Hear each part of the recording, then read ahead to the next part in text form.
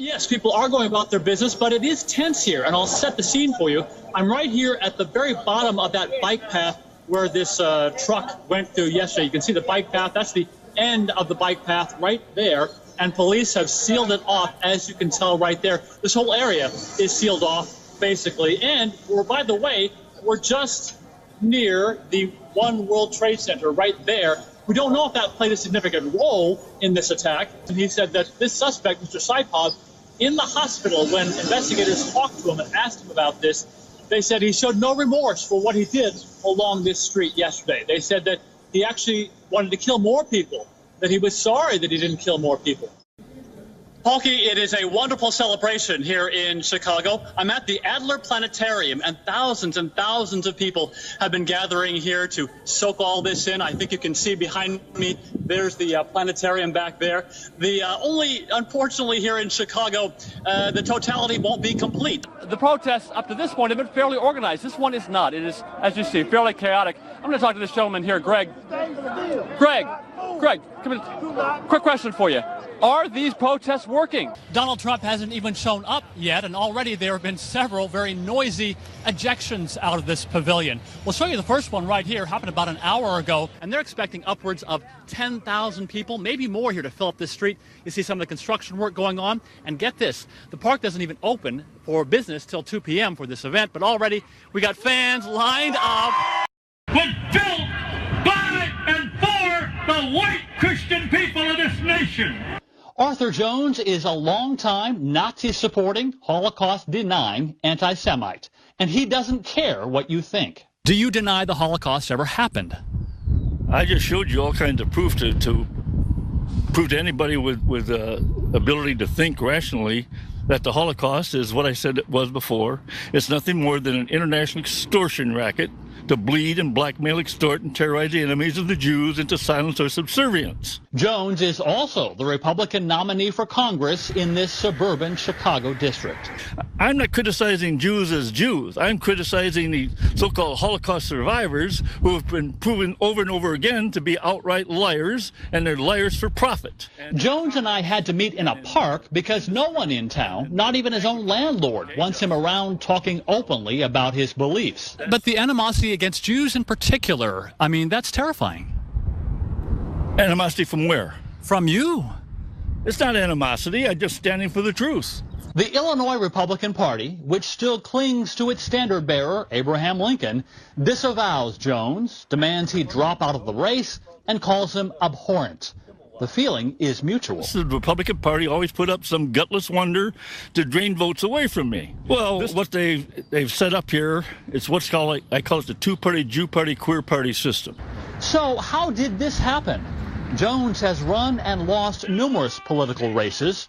2 years ago, the Republican Party chased him away by invalidating many of his petition signatures in the race for this same seat. But this time, Republicans didn't even bother putting up their own candidate. And Jones quietly gathered enough valid signatures by walking door to door, presenting himself as a traditional social conservative, a veteran, and an opponent of foreign wars. He did not mention his beliefs. You're on the record. You've said that you don't believe the Holocaust. Forged records of Holocaust survivors are getting a special Social Security benefit. His beliefs did become big national news a few weeks before the March primary vote, and yet even then, running unopposed, he still managed to pick up almost 21,000 votes in the primary.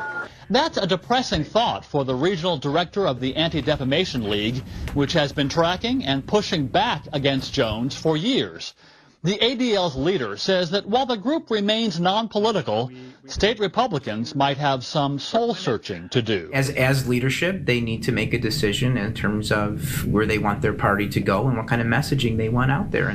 The state Republican Party declined an on-camera interview, but they have said they will put forth their own Republican write-in candidate for November. That's a face-saving move that will needlessly cost them, since no Republican was ever expected to win anyway in this heavily Democratic district. And if he loses, Jones promises you won't hear the last of him. He's writing a book. Andy Roschen, I-24 News, Chicago. God provides, because look who showed up today. Amen. Thank you. Jetty Walker thought her luck had run out when the state of Michigan abruptly ended its 2-year run of free bottled water distribution to Flint residents on April 6th. There was a run on whatever was left. Turns out, Jetty is getting some of the very last cases of that supply. You don't know how much I appreciate this because I really thought you guys were gone. Yeah. I do. In the spring of 2014, city leaders in Flint worked with state officials to quietly switch Flint's water supply from the Detroit River to the Flint River, knowing that it was dirty and dangerous in a cost-saving measure. Sure enough, it caused lead to leach from residents' pipes and into their drinking water. Come on. I'm just gonna brush your teeth after you're done. Tiantha Williams' son, born 3 months premature around the time the crisis was exposed, tested positive for lead poisoning and now suffers the effects. At almost 2.5 years old, he still hasn't said the word mommy. It's sad and it's scary and it pisses you off. It makes you mad. The family has been going through 2 to 3 cases of state-donated bottled water a day for everything from cooking to teeth brushing. Outside Tiantha's home and thousands more, flags mark the spot where lead pipes will eventually be replaced. The lead pipes of about 6,200 homes have already been replaced, with roughly 36,000 homes yet to go. But Michigan's Department of Environmental Quality, or DEQ, says that since Flint's water supply was switched back to the Detroit River in October of 2015, lead levels in the water supply have been going down to the point where all the water is now safe to drink, even in homes that have the old lead pipes. The trouble is, no one trusts the state government. That trust was obliterated years ago. And my son is very sick. Heart transplant. They told me in Ann Arbor, do not let him drink the water. I don't trust our government, and I never will again. The Department of Environmental Quality declined an on-camera interview, but they tell us the bottled water distribution cost the state around $29 million, and that the state could have legally ended that program months earlier, and that the state will keep on providing free water filters, even though many residents don't trust those either. U.S. Congressman Dan Kildee, a Flint native, says residents were lied to from the beginning about the water crisis, and that all that testing doesn't account for the pain or guilt of a nursing mother like Tiantha for potentially poisoning her own child with tainted water. As I've been saying all along, continue to provide bottled water until all the lead is gone. As many as 10,000 Flint kids were at risk of lead poisoning, and during the height of the crisis, there were dozens of children testing positive for high lead levels every month. Today, that number is down to about 6 or 7 every month, which is on par with other cities of Flint size. Here at Flint's Greater Holy Temple Ministries, Sandra Jones leads her troops in the Battle of the Bottles. During the height of the water crisis, so many semi-trucks loaded with donated bottled water rumbled up to the church that they cratered the parking lot. Sandra has pleaded with the Department of Environmental Quality to keep the bottled water coming until all the lead pipes are replaced. Please continue to service those persons, those households. But that wasn't even a consideration.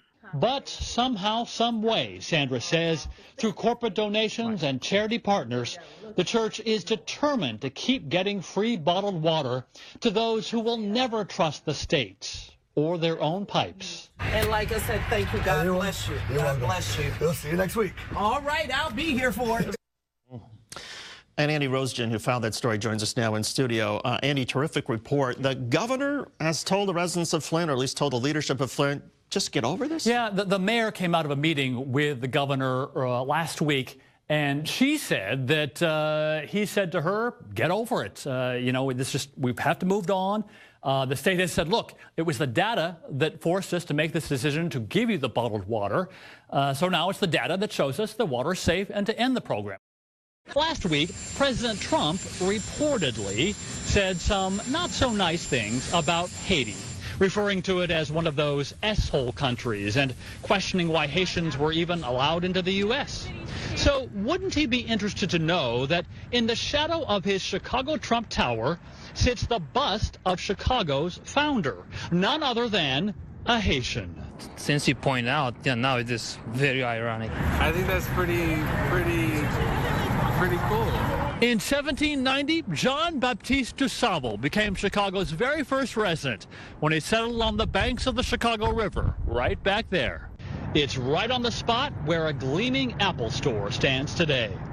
DuSable became wealthy, wheeling and dealing with local Native Americans. He was regarded as a well-educated, cultured owner of multiple properties, and today he's got his name in big letters on a bridge, a lakefront harbor, a museum. Wait a minute. Does all that make him almost Trumpian?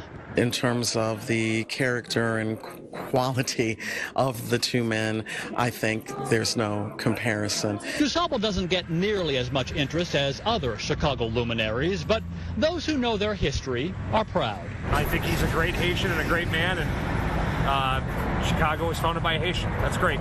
Still, most Chicagoans are as unaware as Trump may be. Do you think he'll be surprised to learn that the founder of Chicago is a black Haitian? Probably. But Chicago's mayor, Rahm Emanuel, for one, isn't laughing off Trump's comments. This city, founded by an immigrant from Haiti. President Trump is, well, not so popular in Chicago.